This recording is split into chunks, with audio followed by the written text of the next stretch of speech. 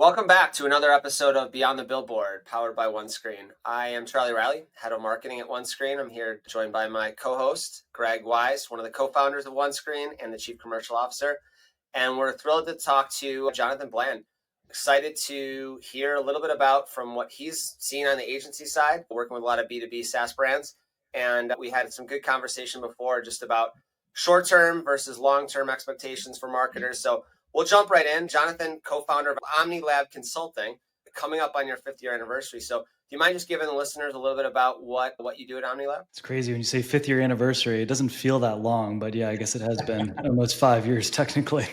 Yeah, because when we first started, we were doing all sorts of things outside of paid. But the last 4 years, we've done nothing but work on paid media for B2B SaaS brands. I guess we kind of theoretically roll up to demand gen agency, meaning that we're running a combination of acquisition campaigns, acceleration campaigns with current existing opportunities, sometimes new product releases and pushing those out. And so it's really a mix of making sure we're nurturing, capturing, as well as building broader brand awareness with any of the brands that we work with across all the major channels, Google Ads, LinkedIn, display, YouTube, you name it. And so, yeah, that's a little bit about us. We're based all over the place, US, South America now even, and I'm in DC. Nice. And you're celebrating a birthday this weekend, but we're not going to ask how old you are. Just for the listeners, he looks very young. So yeah, exactly. Yeah, expect presents and happy birthday wishes from everyone, please. We'll make sure everyone sends you something. I'm not sure if we'll publish this in time for your birthday, but it'll be like a slew of DMs from all the people you don't know really well. Like, hey, happy birthday. It's been such a long time. We should catch up. Who are you again? I don't really remember you. They'll use their AI tool to pull out it's your birthday and find a way to 100%. DM us. LinkedIn will force them to. Oh, yeah. It sounds like there's a lot of similarities with you and your agency focus. You found your focus over the last 5 years. Greg, who started OneScreen about 5 years ago, same thing, focused on out of home, focused on solving one problem for marketers. Jonathan, you talk to marketers all the time, your clients, I know you're out at events and such, and you're active on LinkedIn. What's the landscape you're seeing? And just so much, it seems like change is inevitable every day for marketers, but what are you hearing? What's keeping marketers up at night from your perspective? We're always interested, I know our listeners are, but what do you think that marketers are worried about right now or just keeping them up at night? It was what we were chatting about before that I think is certainly a big one, which is the overwhelming focus on short-term campaigns or short-term tactics to drive some type of short-term metric, whatever it may be, usually pipeline opportunities, SALs, SQLs, or something like that. And there's a time and a place for that, clearly. Kathleen Booth from Pavilion actually had a really interesting post that I reshared, I think a few weeks ago around this on how short-termism is incredibly prevalent right now with B2B SaaS brands. And there's even more focus on it. There's been a bunch of surveys done about where budgets are actually being spent. And right now they're still headed in a direction away from what would be typical brand marketing, even in an e-com B2C sense, which is pretty unfortunate, right? Because we know that the audiences that are going to be the most expensive are all the ones that are showing some level of in-market signal, right? They're usually the smallest group, smallest fraction of people.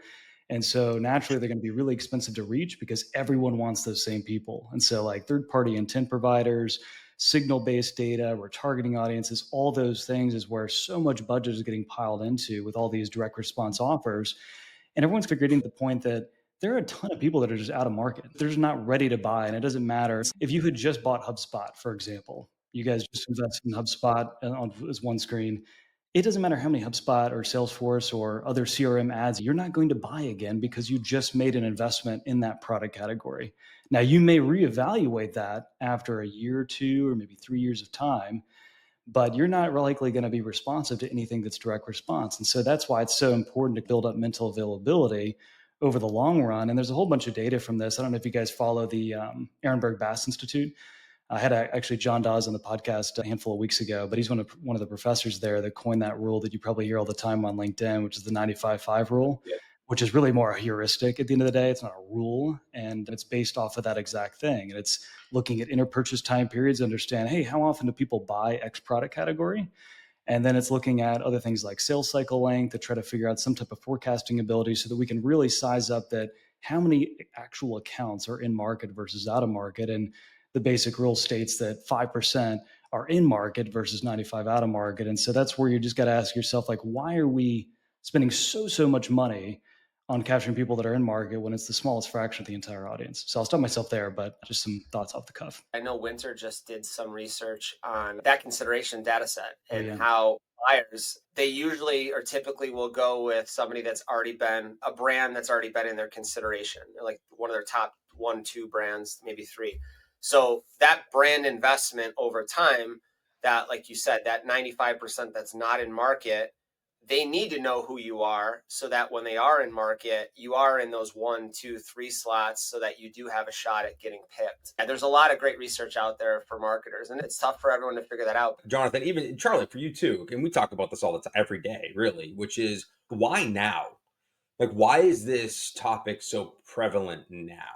From our perspective, my co-founders and I, the hypothesis, the thesis, if you will, in late 2019 was this revert back to not knowing that we would have some real tailwinds in 2025. That was the prediction. But what is it? What's happening in the world as you see it, where brand and the 95/5 rules, like some of the core basics of marketing are coming back? It's funny. I feel like everything just goes through cycles, is what's Yeah. happening to a degree. I mean, I think that we over index on one thing or one tactic. I mean, it's the old like debate of lead gen versus demand gen, which I think is old at this point, been burned out over the last 4 or 5 years. But some of it's just a cycle of things, I think, is what's happening. And so people are just burnt out and doing the same old. And so now brand has become, I think, sexier again to do. And I think there's a lot of brands that are getting a lot of press organically on LinkedIn, which is getting a lot of people excited about what you can do with brand. So I think there's that going on. I think there's also just the reality that like there's diminishing returns with performance marketing. And so I think a lot of people are reaching that point. CAC's rising across most brands that I know that we talk to. And so people are looking for something else to get it down. And so I think ultimately it's like, okay, well, we've been doing this thing called performance marketing, direct response for a while. We're getting a lot more educated on brand marketing, which I think is also the thing. And I can include myself in this in terms of getting educated myself. I don't traditionally come from a brand marketing background, but it's something I've been doing a ton of reading and ton of investment about, and even doing our own campaign that we're shooting in June. And so I think sometimes it just comes back to we got so addicted to UTM parameters and trackable events and all the things that we can do that we can see and visualize within HubSpot that we just forgot completely how to think about campaigns that are focused on the long term. So I think that's one thing that's going on. I think the other thing that's stopping that, back to my earlier point earlier, is you have a lot of VC-backed brands that purely just have a ton of pressure on them to perform. And most of them have runways, according to SaaS, I know the last stat, something like 18 months to live, right? Obviously, some may have more cash, some may have less. When you're in that environment, there is always going to be some pressure to drive short-term results, to stay alive and to avoid having to raise again and give up more equity. And so I think those things aren't going away either. But I think people are just realizing that, again, we can't just take a hammer and hit people over the head again and again with demo ads and all the same crap. We need to take a much different approach. So I think those are the 3 things. I don't know if you guys would add anything, or Charlie, you're seeing anything on your end, but that's the stuff I'm hearing from a lot of marketers I talk to. Yeah, I agree. I agree with all those points. I think it was easy or cheaper in the last few years maybe to bombard people with measurable channels. And I think that, like you said, CAC's going up, budgets are getting tightened.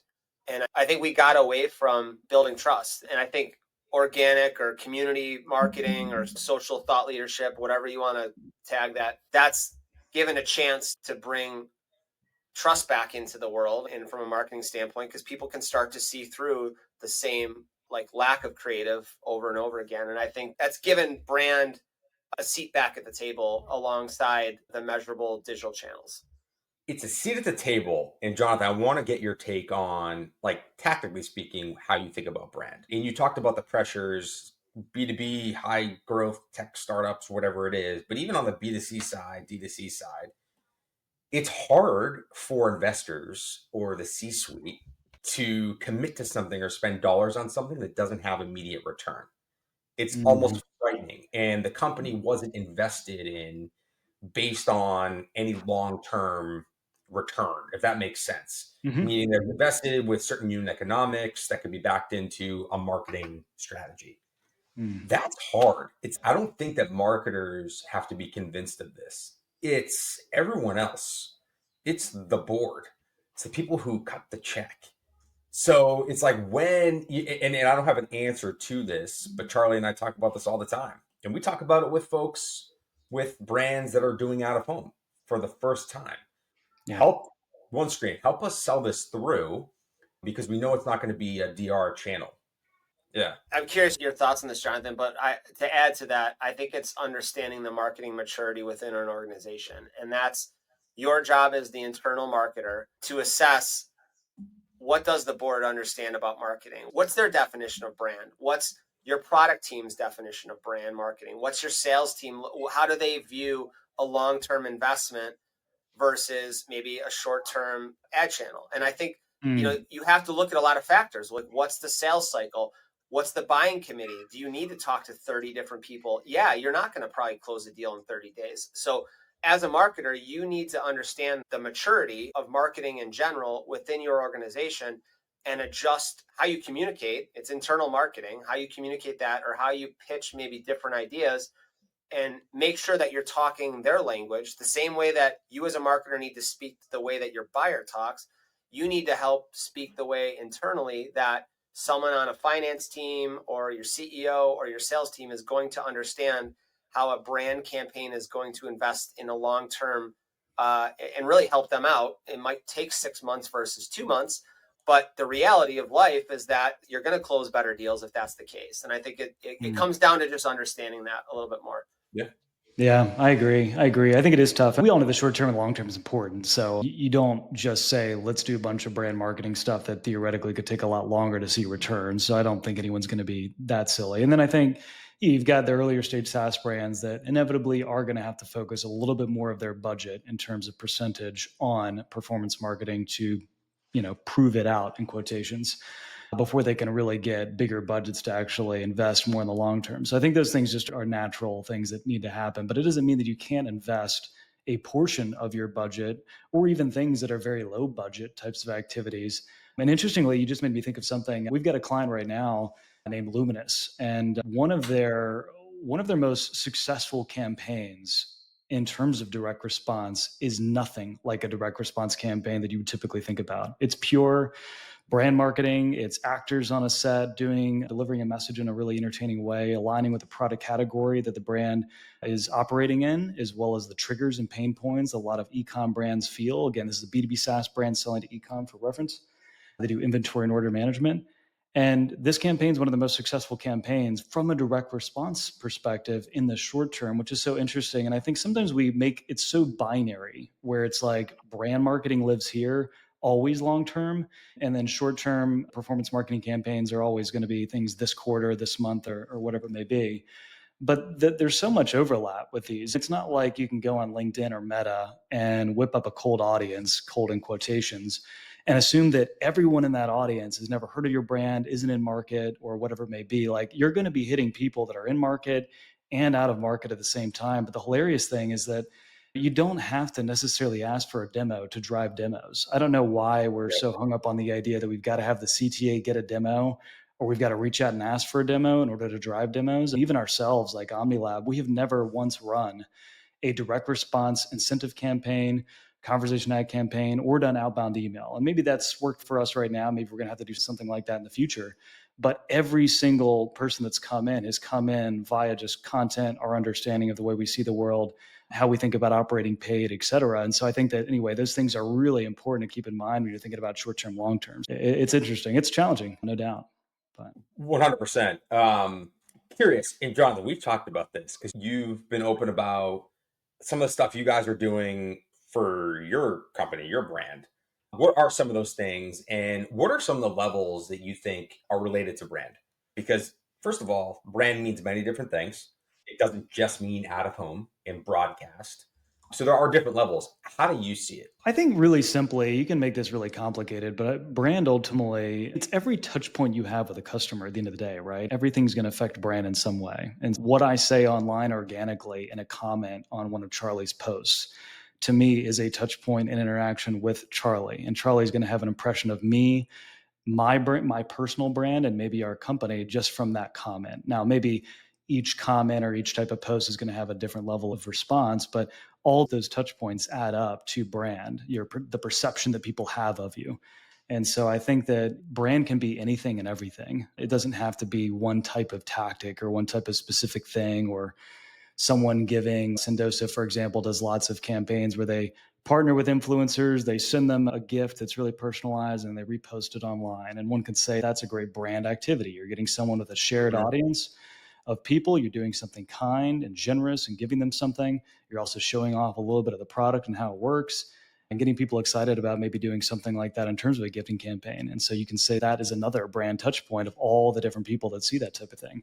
At Omni, I guess the things to answer your question specifically, the one thing that we're doing that I think most fits into brand marketing is one, we've over the last 3 or 4 years done a lot of just organic type of content on LinkedIn. So I think that to me is always going to fit into what I call the brand category, because most of it is not direct response. It's more just good content, answering questions that marketers have and giving our position on how to think about paid media.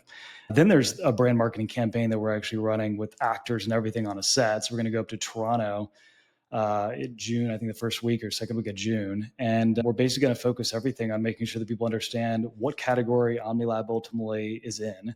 That'd be the first most important thing, right? So when they think of paid media agency, demand gen agency, someone to help with paid, they ideally start thinking of OmniLab more than any other agency that's out there in terms of B2B.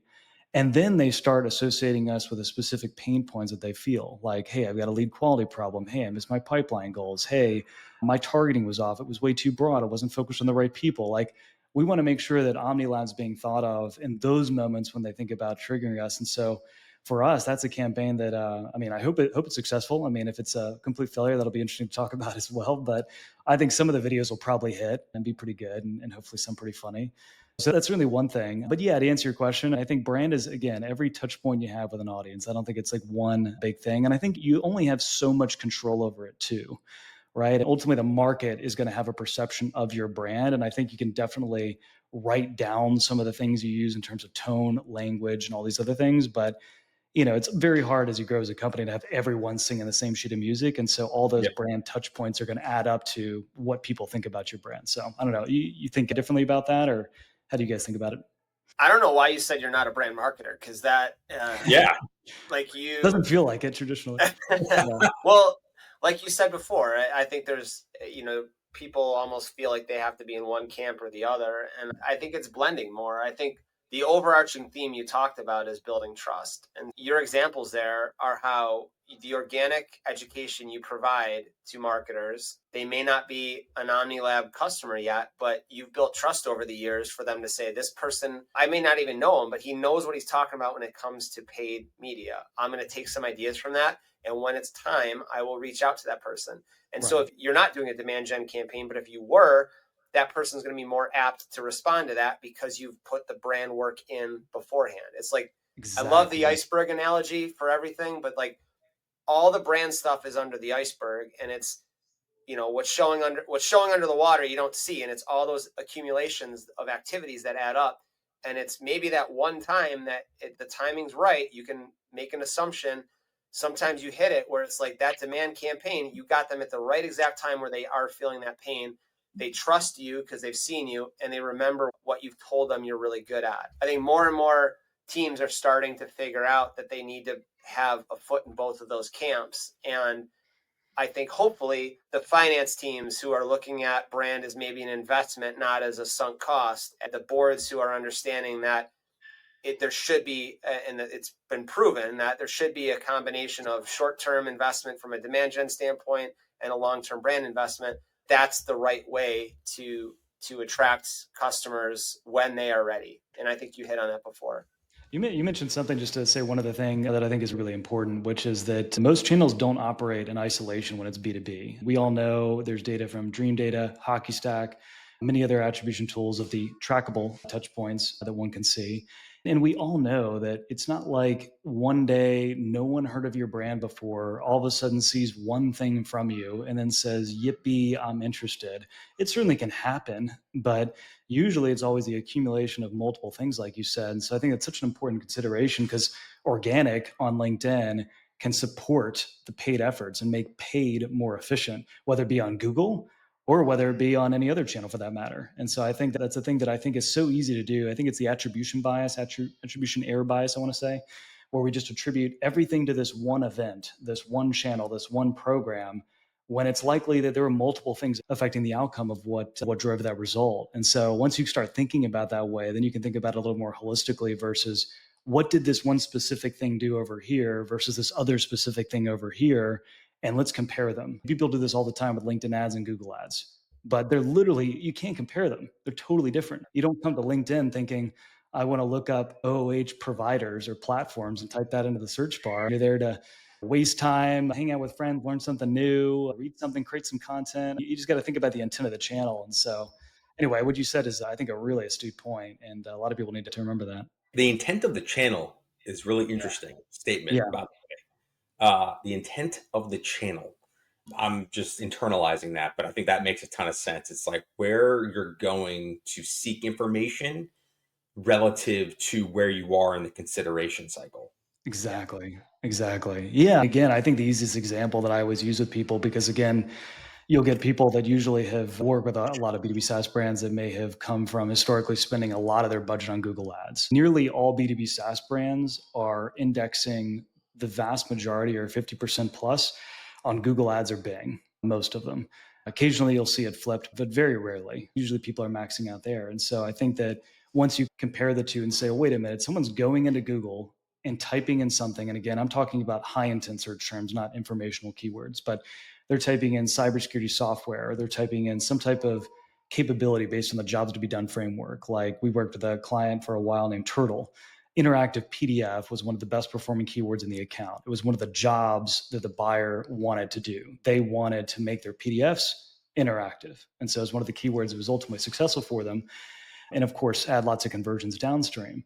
But LinkedIn was a different channel because we weren't going in to type in interactive PDF tool, and they weren't looking for that. No one is in the mindset. And so to your point about intent, if you start thinking about it that way, then you start saying, well, wait a minute, why are we indexing all of our campaigns and all of our ad creative around getting people to convert off of a demo or if it's a PLG motion on a trial? It makes no sense. Like we should be focused more on content, thought leadership, authoritative content, doing things organically as well. If it's off LinkedIn, maybe you got Meta, Reddit, and others in the mix possibly. But of course, these days, everyone's spending most of their budget on LinkedIn, just given the native targeting capabilities of LinkedIn. So yeah, it's an easy question to ask. It's like, why do you go to LinkedIn? I would just ask someone that. Why do you go to LinkedIn?